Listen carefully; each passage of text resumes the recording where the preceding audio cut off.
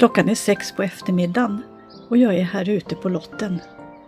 Det är så vackert. Det har regnat nämligen, förstår ni. Och nu kommer solen. Och det här med solstrålar på regnvåta löv, ja, det är så fint. Så jag står på min lilla veranda och blickar ut. Jag ska sova över här i natt. Jag och Dexter ska sova för första gången i stugan. Det blir jättespännande. Undrar om vi kommer att sova, lyckas somna, eller om vi kommer att vara vakna i halva natten. Så hur ser det ut där jag ska sova? Jag har aldrig visat min stuga.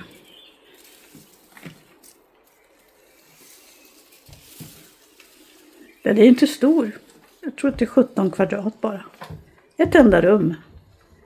Men här ryms det mesta. En bäddsoffa. En fåtölj, en byrå. Ett litet bord, 2 stolar. Och så en liten köksdel. Ingen ugn, ingen spis, men en kokplatta har jag i alla fall. Och så har jag tagit med mig Dexters bädd också så han ska känna sig hemma. Ja, men det här blir ju jättespännande. Ja, imorgon bitti, då kommer ni få veta hur det har gått. Eftermiddags, sol på delar av tomten. Eller på delar av lotten. Den här delen är ni ju vana att se i morgonsol. Så här ser det ut när det är skuggigt. När solen har gått runt stugan. Men visst är det fint ändå.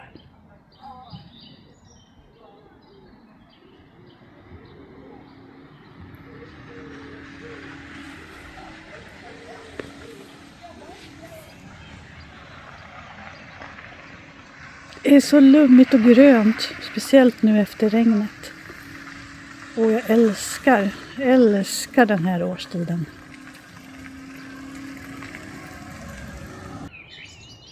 Den här rabatten har ju sol hela dagen, även nu på kvällen.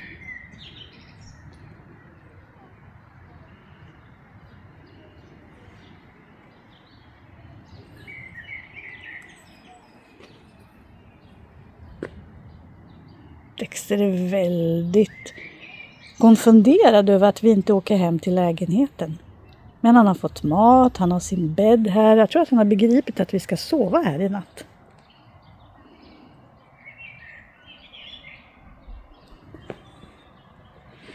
Och där borta är min eftermiddagsrabatt. Ni förstår varför jag har döpt den till eftermiddagsrabatt, va? Se vad fint det blir när eftermiddagssolen lyser över den. En hörna med flera olika sorters nävor. Det lustiga är att när jag gjorde ordning den här hörnan förra året, den är ju bara 1 år gammal, kolonilotten, så dog faktiskt nävorna. De trivdes inte, jag förstod inte varför. Jag bytte sort. Och så förbättrade jag jorden. Kanske var det som gjorde det. Att det var för torrt innan. Och nu minsann. Se vad fint det blev.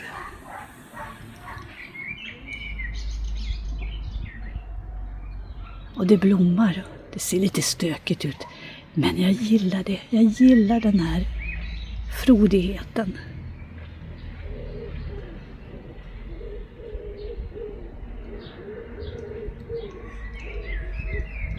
Och här uppe klättrar då min klematis.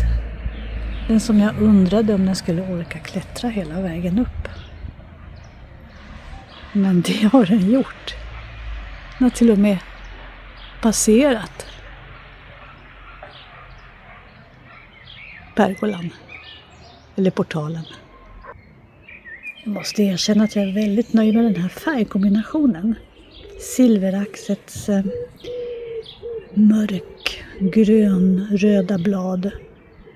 Akelejans vinröda. Och så här nere då. Röda blad också. På alunroten. Det är en fin kombination.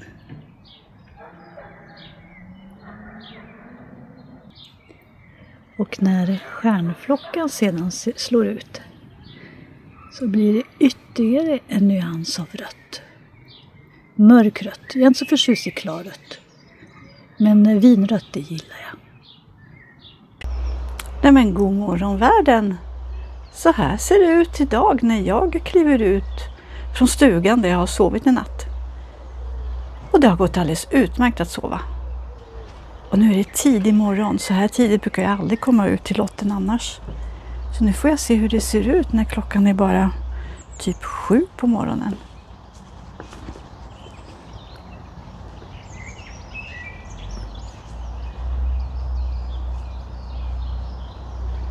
Så nu är det den 2 juni idag. Början av juni alltså.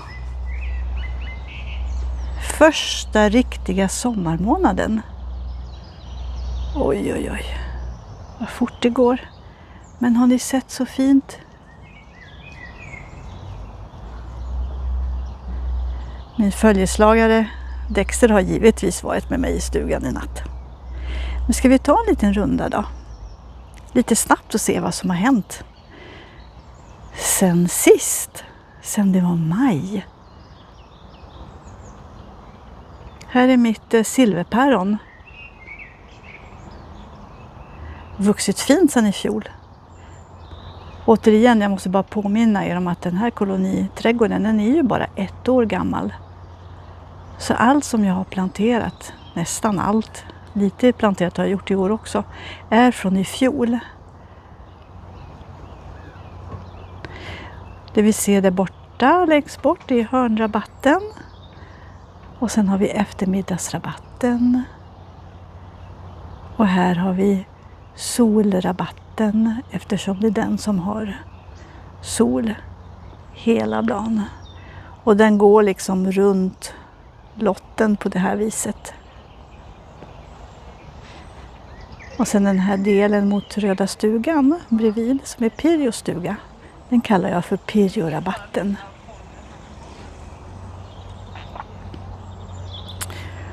Och så den här rabatten som är mot stugan, som är den första rabatten som jag gjorde i ordning förra året. Den kallar jag för förmiddagsrabatten, och ni förstår ju varför, antar jag. För den har sol ända fram till lunch ungefär. Delvis, sen så är den borta. Så vad har jag då i alla mina olika rabatter? Ja, det är bra mycket frodigare nu än det var i mars-april. När jag tyckte att oj vad tomt det är i alla rabatterna. Men inte så mycket längre. Som ni ser så har dahliorna fått komma ut på grönbete nu. Några stycken har jag satt i kruka. Och några stycken har jag satt direkt i jorden. Som den här till exempel. Ni ser på bladverket här att vi har fått regn. Vilket behövs. Det har ju varit varning för skogsbränder i Östergötland. Det har varit väldigt torrt. Och nu så känns det bra igen. Så dahliorna har fått komma ut på grönbete. Jag har planterat ut frösådderna. Jag hade ju sått en massa sommarblommor. Det här är rosenskära till exempel. Den har fått komma ut nu. Jag har fått ner, jag tror att det är 100 olika plantor som jag har fått ner i jorden. Det tog sin lilla tid. Jag hade som mål att bli klar till juni och det blev jag. Nästan. Först att blomma här är salvian, steppsalvian, Caradonna. Det är lite för tidigt för bina att vara ute nu. Men jag lovar, att här är full aktivitet på dagen sen. Den är så fin, den här steppsalvian med sina mörka skälkar.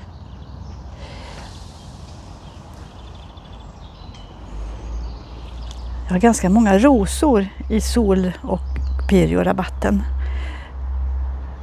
Den här där inne vet jag inte vad det är. Den fanns redan när jag tog över lotten. Den växte rakt ner i gräsmattan och såg ut att kunna dö vilket ögonblick som helst. Men se så fin den är nu. Sen har vi en till dahlia här. Eftersom jag inte vet riktigt hur höga de blir så har jag gjort ganska höga ställningar, alltså stödpinnar, bambupinnar. Det kanske är för högt, vad vet jag. Den här sorten där tror jag heter Preference och den ska bli hög, så vi får se. Rosorna jag satte i höstas har alla tagit sig jättefint. De är inte så höga ännu, men de kommer att bli mycket högre än det där. Men nu i år så kommer de att satsa på att göra rötter i första hand. Det är det de lägger energi på. Och likaså de barrotade pionerna som jag också satte i höstas har tagit sig bra. Och några har till och med knoppar. 3 blomknoppar. Allra sista tulpanen. Möjligtvis att det finns kvar någon botanisk någonstans. Jättefin tulpan. Jag har ryckt upp nästan alla tulpanerna. Betraktar dem som 1-åringar och ska sätta nya lökar med andra sorter i höst. Men den här, den ska få vara kvar i rabatten och jag hoppas att den kommer att komma igen nästa år.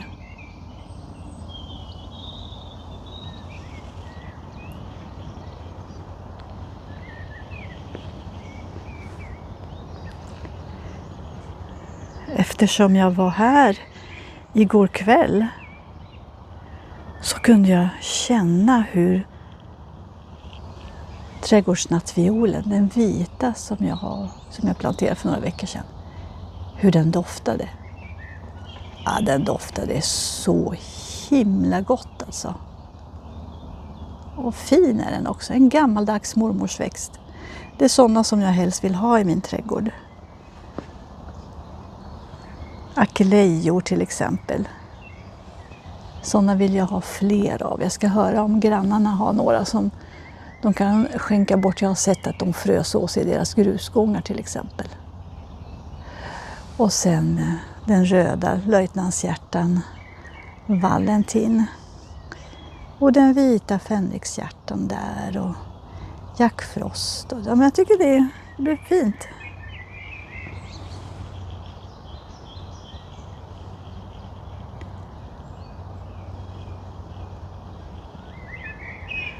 Och min nya klematis, Princess Kate, den är ju uppe nu, halvvägs. Det är bra jobbat för en alldeles ny planta.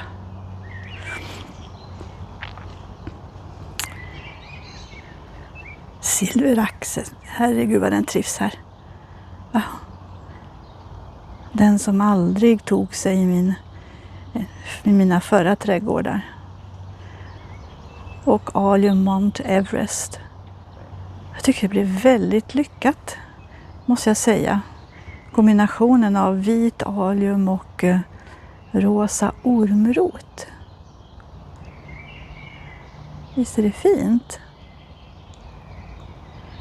Något som är mindre fint, tyvärr, det är att den här rosen Jabeho som jag var så glad över, den har gått och fått mjöldagg. Och jag förstår inte riktigt varför. Men jag tror att det beror på att jag faktiskt har varit för dålig på att vattna den. Och den är ju inte etablerad ännu. Den är ju bara 1 år. Och blir det för torrt så får rosor lätt mjöldagg. Så nu har jag vattnat den. Jag har inte övergödslat den. Jag har varit försiktig med kväve, så det är inte det. Och den är full i knopp. Och jag funderar ett tag på om jag skulle klippa ner den helt och hållet. Men jag låter den vara och så tänker jag att om jag vattnar den så Och så har jag besprutat den. Så hoppas jag att den repar sig och att knopparna slår ut. Och sen kommer det ju nya årskott. Och de hoppas jag ska vara fria från mjöldagg. Och jag kommer att fortsätta att spruta den en gång i veckan. För den står ju inte för tätt mot husväggen. Det är luftigt. När det blåser så blåser det igenom här. Och, jag förstår ingenting. Kommer ni ihåg min löklasagne? Så här ser det ut nu. Jag har ryckt upp tulpanerna som sagt. Och sen så har jag låtit alla krokusarna vara kvar däremot. Och de ska ju vissna ner i lugn och ro. Och det är inte så tjusigt att titta på det. Men då snodde jag ihop blasten. Jag tyckte det blev lite roligt. Och sen så har jag då planterat rosenskära emellan. Så här ska växa rosenskära. 2 sorter, Kiro och apricot limonade. Och sen har jag sått, i kanten har jag sått sommarlupin.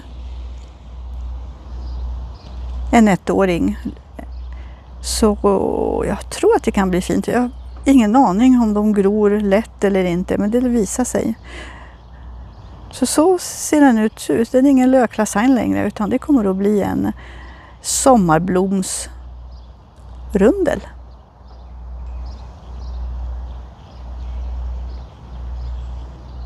Mer steppsalvia. Det ska vara en caradonna det här också, har jag fått för mig. Men den är ju lite nyare. Jag planterade den i augusti. Medan den som blommar redan planterades lite tidigare. Så det är väl därför som den här är senare, gissar jag. Här kommer äntligen den här alium som jag satte. Jag tänkte, ska det aldrig bli några blommor? Men nu ser jag att det är blomknoppar på dem. Och sen däremellan har jag planterat tistlar, blåbolltistel. Klätterrosen, Lady of the Lake, läste jag redan när jag beställde den att den var långsamväxande. Och det kan jag intyga att den är jämfört med de andra, men den kommer. Och nu håller kantnepetan. Walker Slow heter sorten. Att slå ut.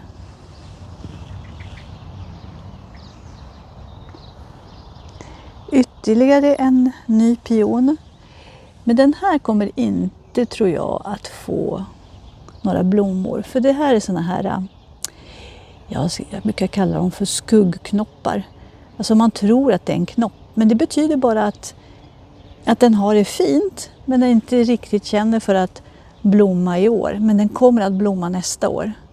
Har man fått såna här små knoppar som aldrig blir någonting, så vet man att den kommer att blomma nästa år. Slutet på de botaniska tulpanerna, den är så himla söt, den här sorten. Och den ska jag inte heller gräva upp förstås. För botaniska tulpaner, de sprider sig. Den ska få vissna där i lugn och ro.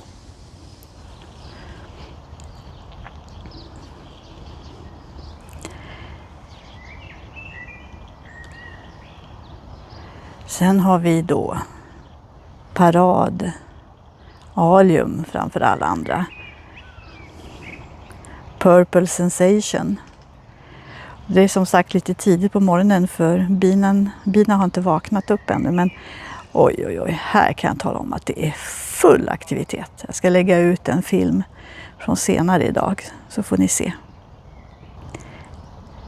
Riddarspårarna är på gång, också knoppar. Jag var ju orolig att det inte skulle vara någon blomning i juni, men det är ju det.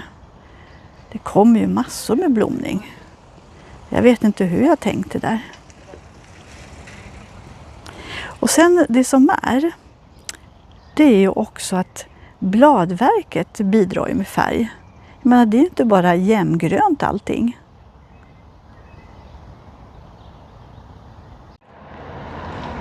Här till exempel ser man ju väldigt bra att det finns både vitgrönt bladverk och lite silvrigt bladverk, och sen så har vi silveraxels rödgröna bladverk. Alltså det blir ju variation i allt det gröna. Här har jag inga hostor för jag tycker att det är lite för soligt, men det blir ju också så att när rosorna är på väg upp, de har ju också lite olika färger på sig. Eller inte på sig, de har olika färger. Och pingstliljan blommar fortfarande, men inte så länge till. Där har jag satt då de här, jag planterade ju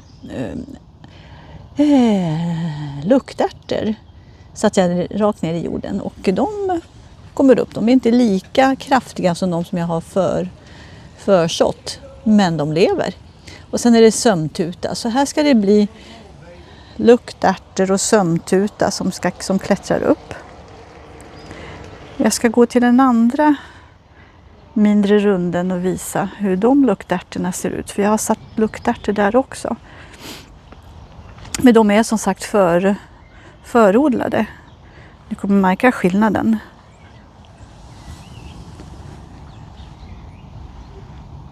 Se nu vad stora de är.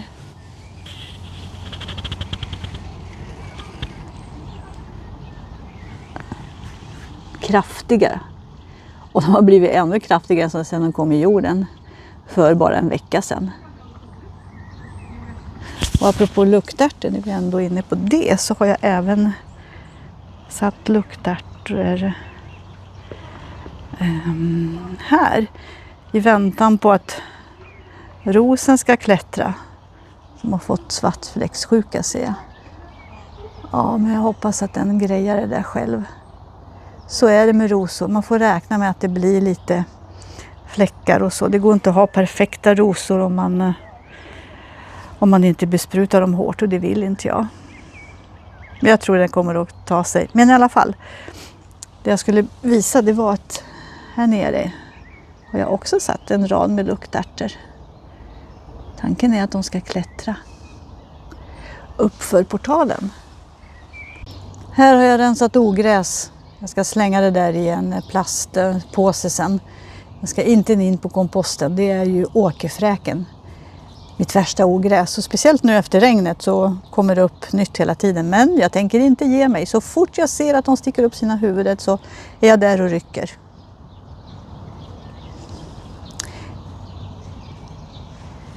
Vipphortensian är fin.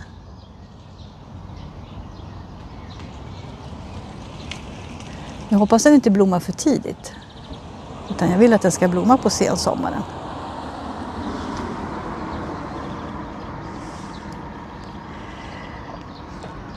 Min senaste rabatt. Vad ska jag kalla den då? Dammrabatten kanske. För det är ju som en liten damm det där. Och den är överfull nu. På grund av regnet. Och regnet har gjort att smultronjasminen där bakom har bara lagt sig. Men den reser väl sig igen. Det är många som frågar, vad ska det växa på den här då? Vad ska det bli av den här pinnen? Det är ju faktiskt en syrengren som jag tog som hade dött. Och det ska inte växa någonting på den. Den ska bara vara där. För jag tycker att det är lite roligt. Plus att fåglarna sitter på den. Sen går de ner hit och dricker.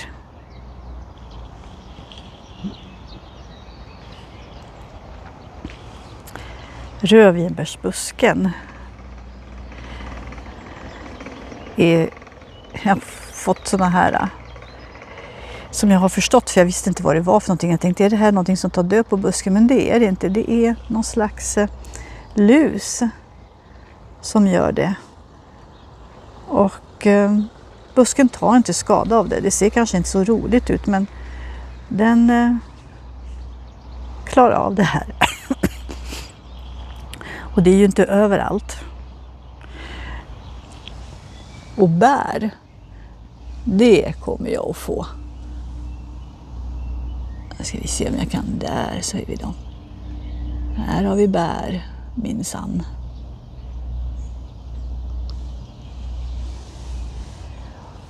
Och mer alium. Man kan inte få för mycket alium.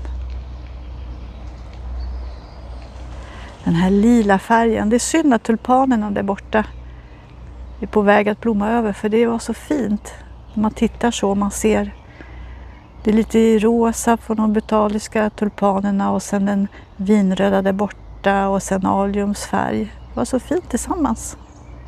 Eller hur?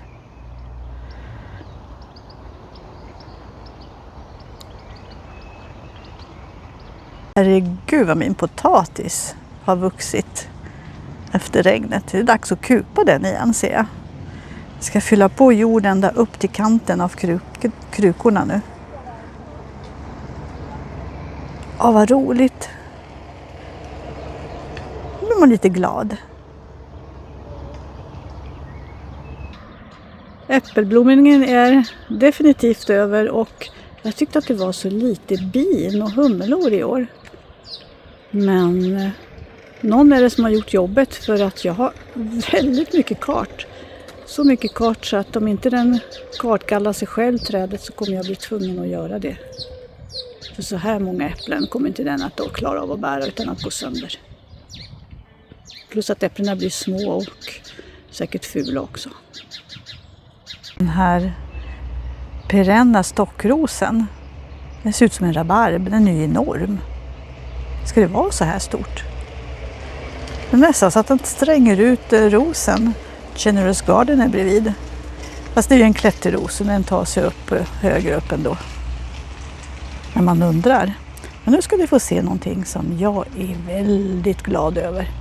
Och det är så här att här nere växer då en klematis.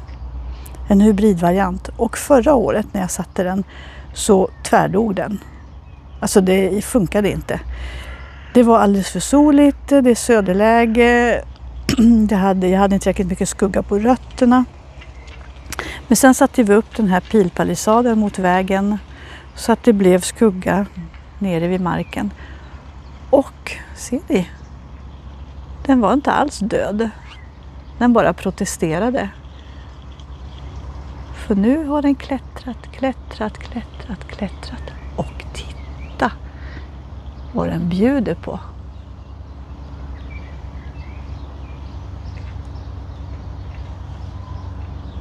Blommor.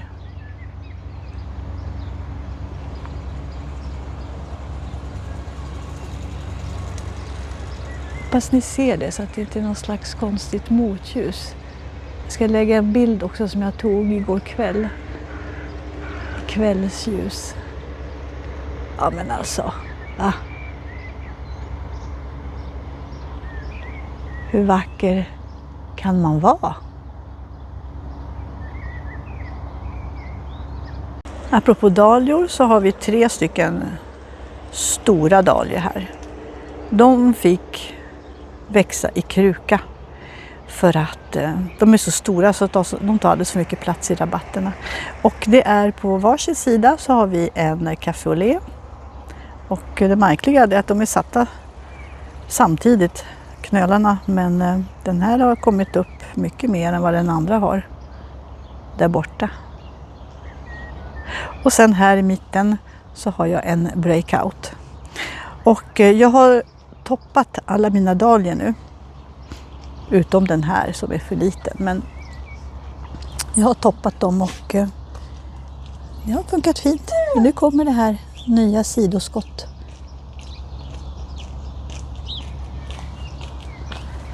Och det är rejäla krukor som de växer i. Och det är rejäla stöd som jag har satt. Och skulle det behövas mer stöd ändå så kan jag alltid knyta fast dem vid spaljén bakom. Det är det som är tanken.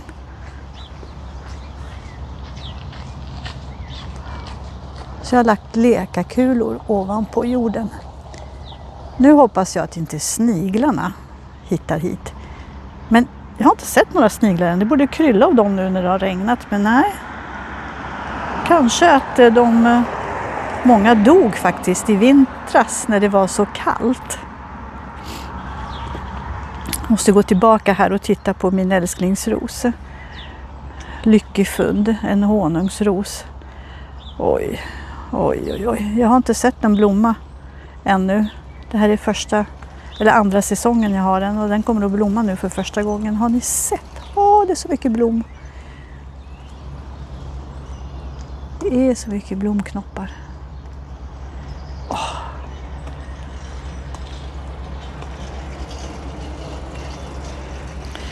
Och riddarspåra här också. De har stått emot regnet ganska bra. Jag stöttar dem förstås. Vill inte riskera att de bryts av.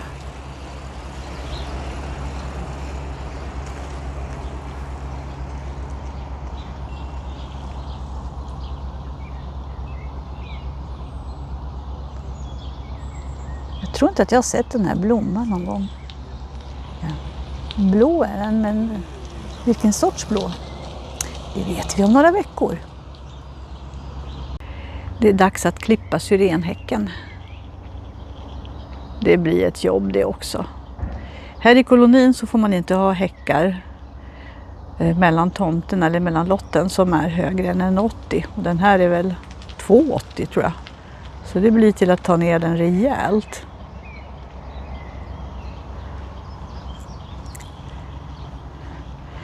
Jordgubbsblom så det blir jordgubbar. Och sen då mina pallkragar.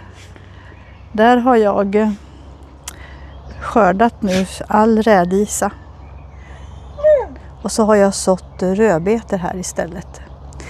Salladen håller jag på att plocka av nu för att som ni ser så växer det morötter bredvid. Så att nu ska jag äta av salladen också så att morötterna får mer plats. Och jag har börjat även att jag skördar flitigt utav spenaten. Den har jag i min morgonsmoothie. Gott och nyttigt. Nu ligger allting efter regnet men det ser ut att trivas. Här i mitten är det ju ringblommor. Älskar ringblommor. Däremot så, det är andra gången som jag sår i den här lådan. Som jag sår vaxbönor. Jag begriper inte på vad som händer. Ingenting skulle jag säga att det händer. Här kommer det upp något litet. Den här ser inte ut att överhuvudtaget växa. Den har liksom mumifierats på något vis. Och den här har väl sett ut så där i veckor. Så vaxbönor trivs inte i den här jorden. Det är bara att inse. För den är varm jorden och det har hållit det fuktigt och så. Men nej då. Ja. Så jag ger nog upp och planterar eller så någonting annat. Vanliga bönor kanske. Hosta, det är verkligen en växt som passar bra i kruka. Den trivs i kruka och den är snygg i kruka. Jag har fortfarande panséer. Och de här till skillnad från på andra ställen har inte slagits ner av regnet. Och det är tack vare att de får skydd av trädet. Av mispelträdet ovanför.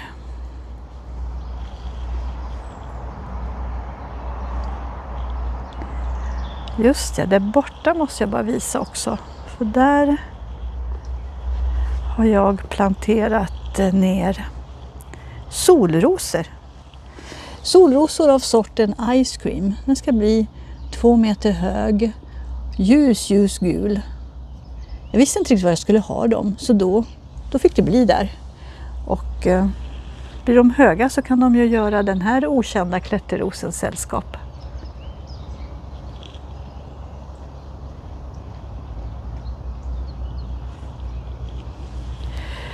Och min eftermiddagsrabatt har ju lite sol även på förmiddagen en stund.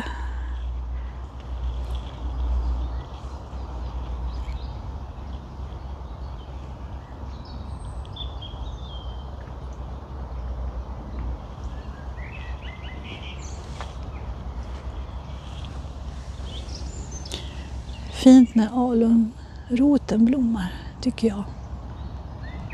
Man pratar alltid om bladverket när det gäller alunrot, men den har faktiskt väldigt söta blommor också. Det ska man inte glömma.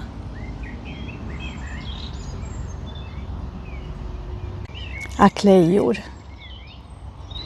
Kan man annat än älska aklejor? Jag vill ha många. De är så tacksamma också, för de blommar ju precis nu. Månadsskiftet maj-juni, när det inte är så vansinnigt mycket annat blommar. Och de är så skira och bladverket har ingen plats. Och jag måste ha fler aklejor, så är det bara. Rosenflocken. Klarat vintern också. Det kommer rotskott där nere, ser jag.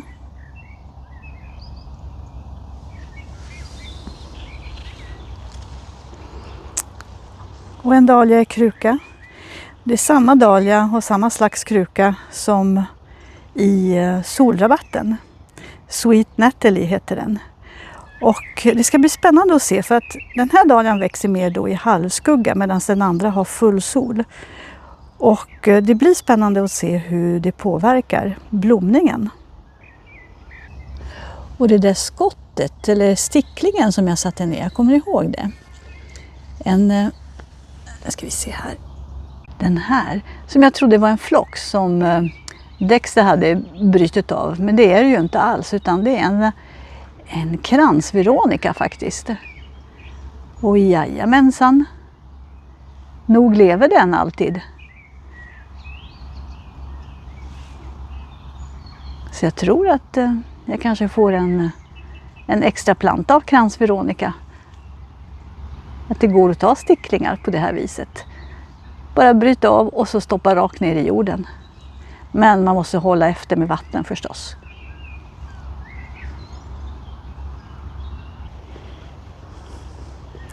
Så avslutar jag den här rundturen med norrrabatten.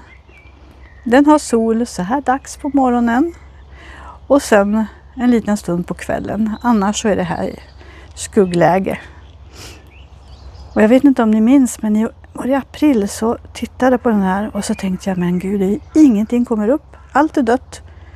Men det var ju för att det var ju fortfarande så kallt i jorden eftersom den inte värms upp så fort på grund av att den står i skugga. Och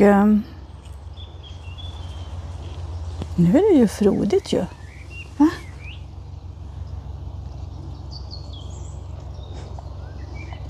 Hostorna kommer upp bra och spetsmössan är så söt, så söt så.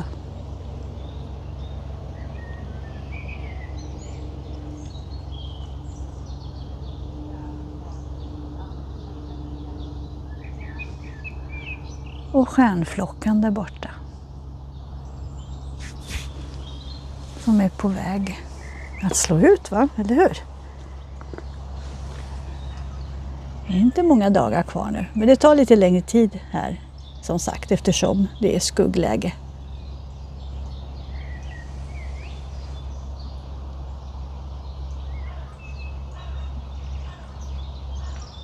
Jag vet inte när vi ses nästa gång, men det lär inte dröja till jul i alla fall. För nu händer det ju så mycket som man vill dokumentera.